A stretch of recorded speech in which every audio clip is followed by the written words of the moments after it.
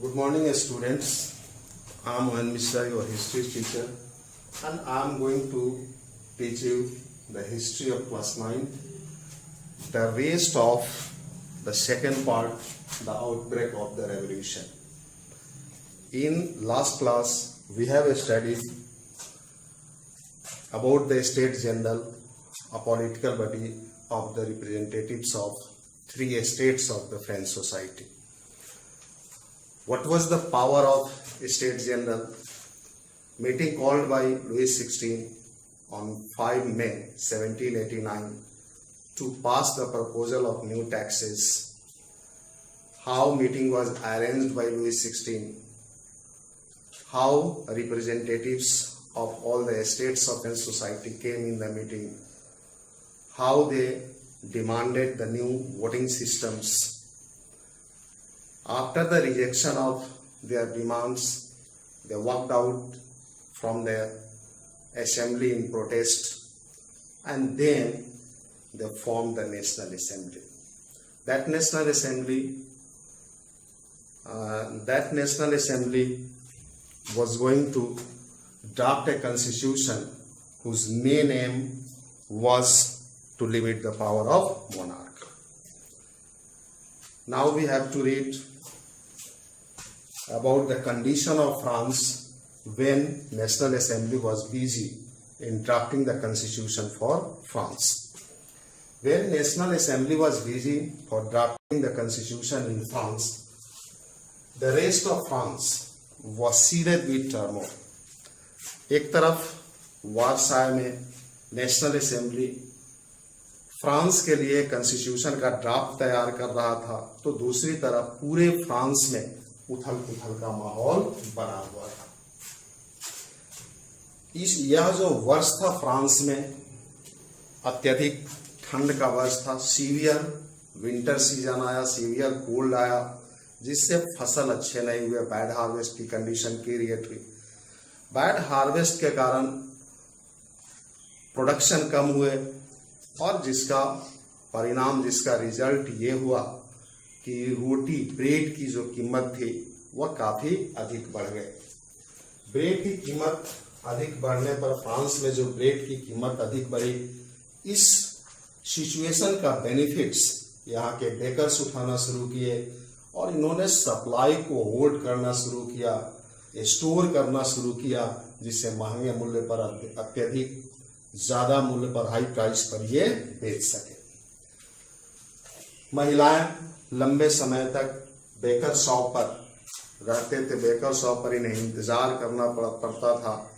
और याद होगा फर्स्ट चैप्टर के फर्स्ट पेज पर हम लोगों ने डिस्ट्रक्शन ऑफ बास्टील के बारे में पढ़ा। 14 जुलाई 1789 या वही दिन था, वही समय था जब महिलाएं लंबे समय से क्यू में, कतार में, अपने बेकर शॉप पर कतार में अपने लिए रोटी का इंतजार कर रही थी, अपने बारी आने का इंतजार कर रही थी।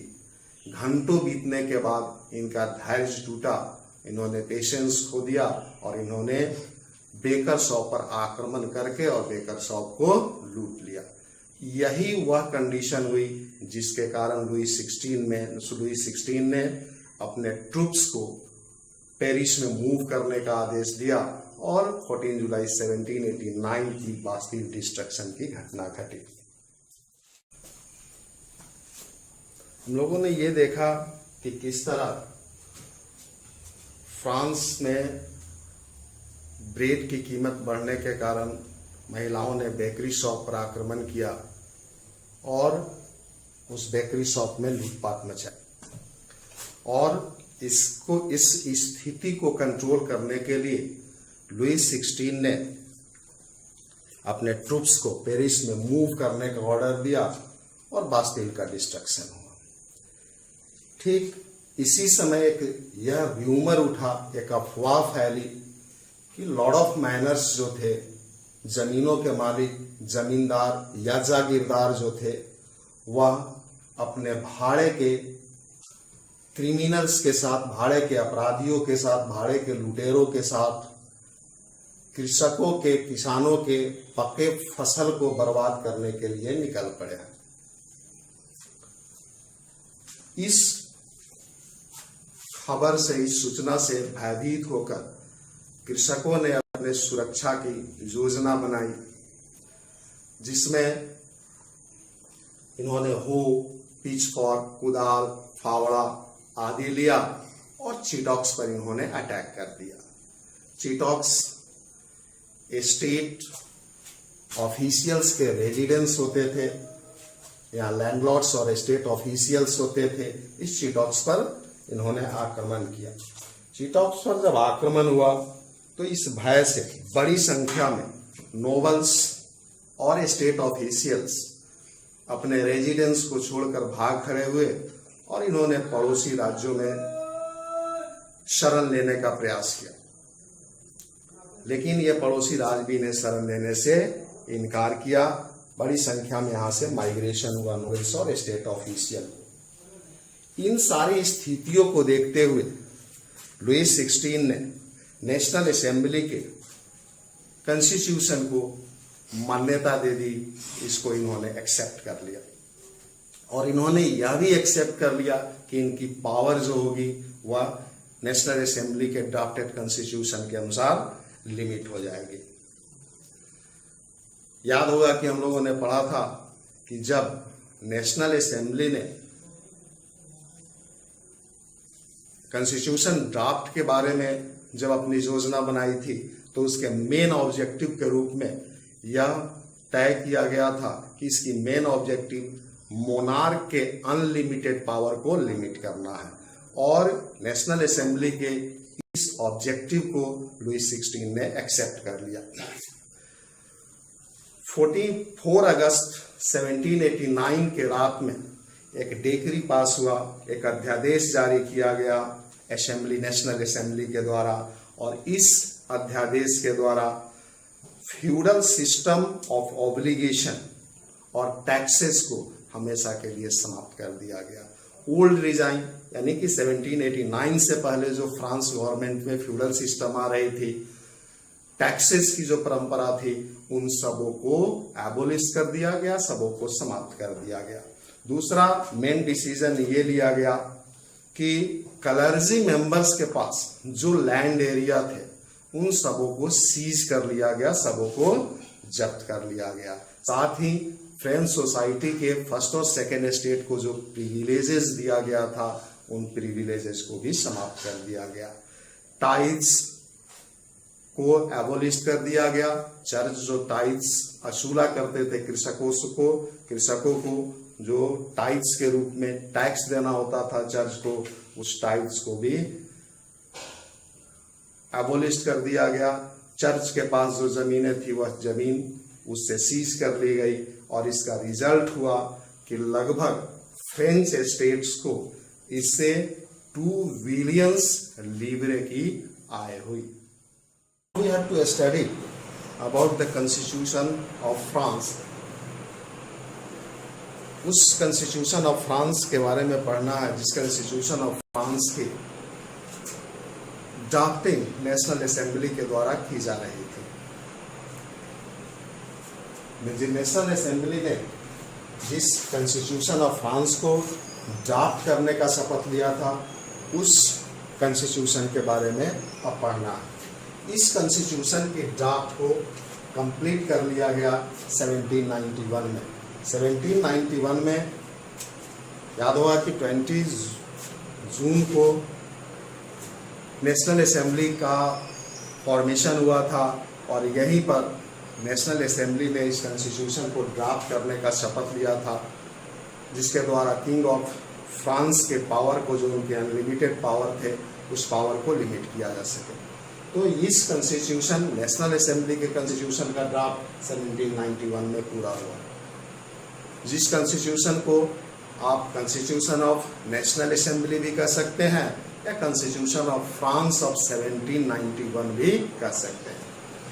इसका जो मेन ऑब्जेक्टिव था वह क्या था?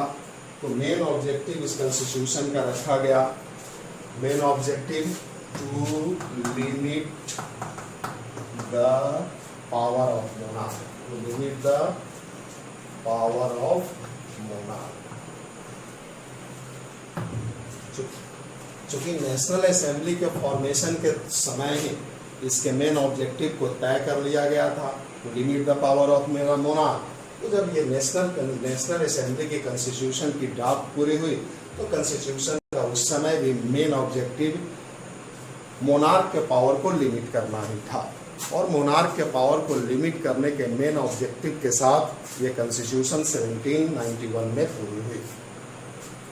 कॉन्स्टिट्यूशन के द्वारा powers of the state way separated, state के पावर को सेपरेट कर दिया गया और डिफरेंट इंस्टीट्यूशन के हाथों में दे दिया गया। पहले से ओल्ड रिजाइम में मोनार्कियल फॉर्म ऑफ गवर्नमेंट में फ्रांस में पावर्स जो थे वह मेनली स्टेट के सारे पावर्स थे, चाहे वो लेजिस्लेटिव का पावर हो, जुडिशियरी पावर हो या एग्जीक्यूटिव पावर। ये सारे पावर्स जो थे एक मोनार्क के हाथों में निहित था, मोनार्क के हाथों में सीमित था, जिसके कारण मोनार्क के निरंकुश बनने का कारण भी था। अब स्टेट्स के इस पावर को सेपरेट कर दिया गया और डिफरेंट इंस्टीट्यूशन को दे दिया गया, जैसे कि लेजिस्लेटिव,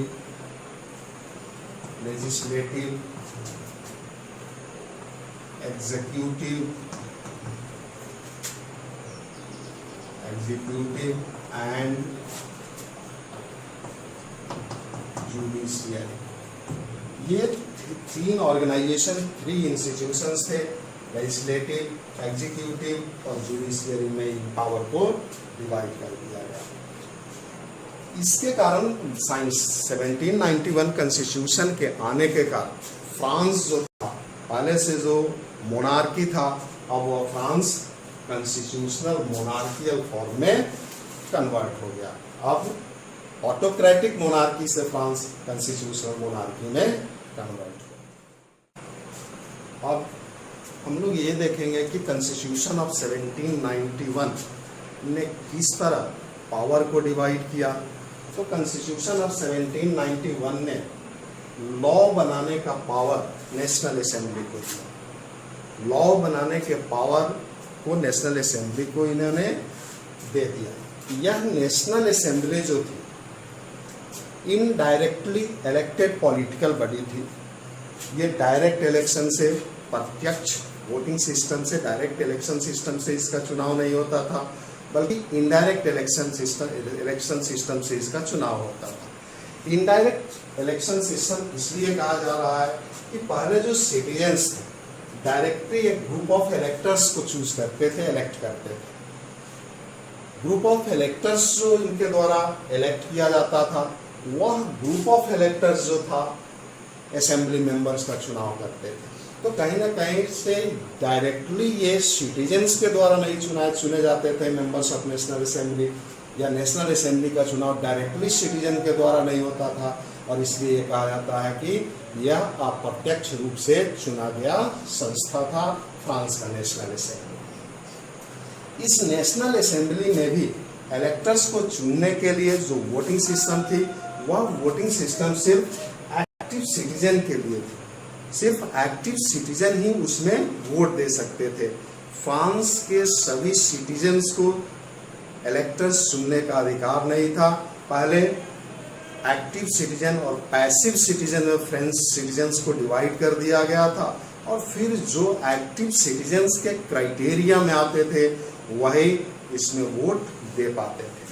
एक्टिव सिटीजन्स के लिए मेनली क्राइटेरिया क्या था? तो criteria for the active citizens mainly criteria क्या था? तो only male above 25 years of age, सिर्फ पुरुष होने चाहिए और उनकी उम्र 25 ईयर से ज्यादा होना चाहिए।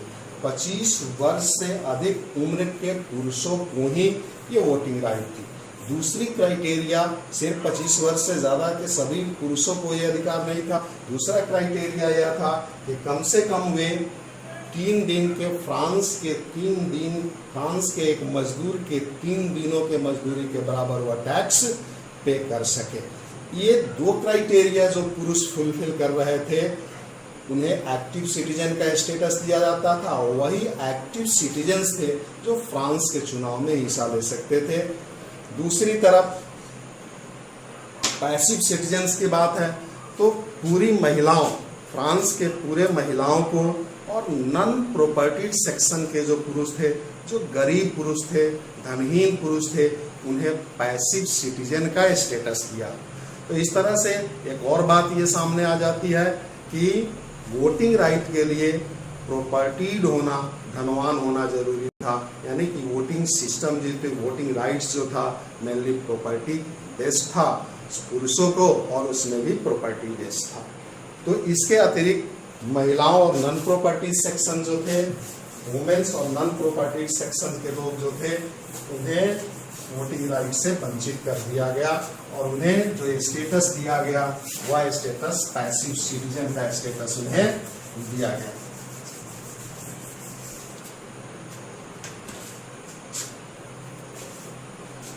अब असेंबली मेंबर्स के चुने जाने के लिए, जहां तक पहले ये देखिए, पैसिव सिटीजन में पैसिव सिटीजन्स में क्यों आते थे, तो ये दो आते थे।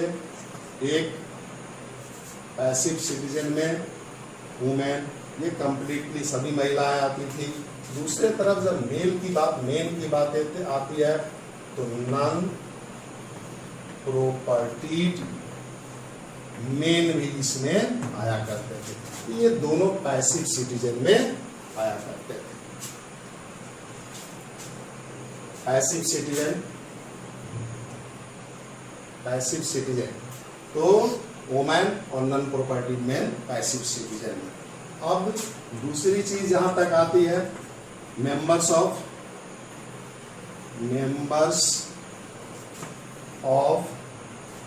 The national assembly,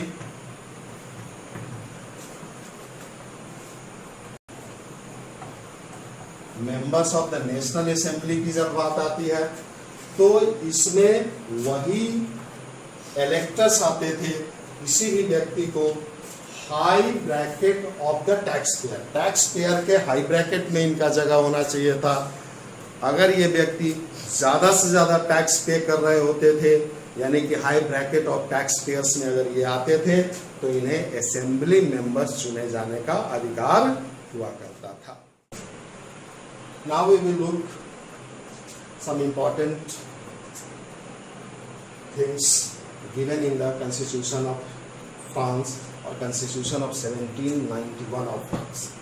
The Constitution of 1791 of France begin with Declaration of Rights of Man and Citizen. Man और सिटीजन, मानव और नागरिक अधिकारों के घोषणा के साथ इस Constitution of 1791 और you can say the constitution of national assembly को शुरू किया गया। नेशनल असेंबली के कॉन्स्टिट्यूशन की जो शुरुआत हुई वह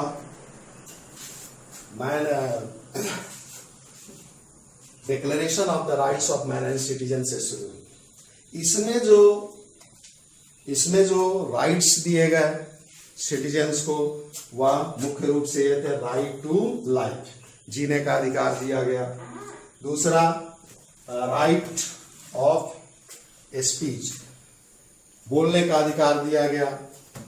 राइट्स ऑफ ओपिनियन, अपने विचारों की अभिव्यक्ति की अधिकार दी गई, और साथ ही इक्वलिटी फॉर सबों के लिए समान कानून का अधिकार दिया गया। ओल्ड रिजाइन फ्रांस की, अगर फ्रांस के तरफ हम देखते हैं, ओल्ड रिजाइन फ्रांस के कंडीशन को देखते हैं, तो फ्रांस में ओल्ड रिजाइन फ्रांस में ये सारे अधिकार सिटीजन्स को नहीं थे। यह कॉन्स्टिट्यूशन ऑफ 1791 था जिसके द्वारा ये सारे अधिकार फ्रांस के जनता को दिया गया। अब ये जो राइट्स दिए गए फ्रेंच पीपुल को, फ्रेंच सिटीजन को, उस राइट्स को नेचुरल और इनएलिएनेबल राइट्स के रूप में एस्टैब्लिश किया गया। प्राकृतिक और जो उनसे कभी वापस न लिया जा सके, ऐसे राइट्स के रूप में इस राइट्स को एस्टैब्लिश किया गया। अंततः इस राइट्स के, सिटीजन्स के इस राइट्स के रक्षा की जिम्मेदारी पूरी तरह से स्टेट को दिया गया। ये सेकंड पार्ट जो हम लोग पढ़ रहे थे क्लास 9th का, ये फिनिश्ड हुआ। अब इसके क्वेश्चंस आपको पीडीएफ के द्वारा दिया जाएगा, जिसको आप लिखेंगे और उसमें जो कठिनाई होगी, तो पहले फोन नंबर दिया गया था, एक बार फिर हम लिखते हैं। इस फोन नंबर पर आप कठिनाई को पूछ सकते हैं। ये फोन नंबर है, इस पर आप जो कठिनाई हो इसको आप हमसे पूछ सकते हैं।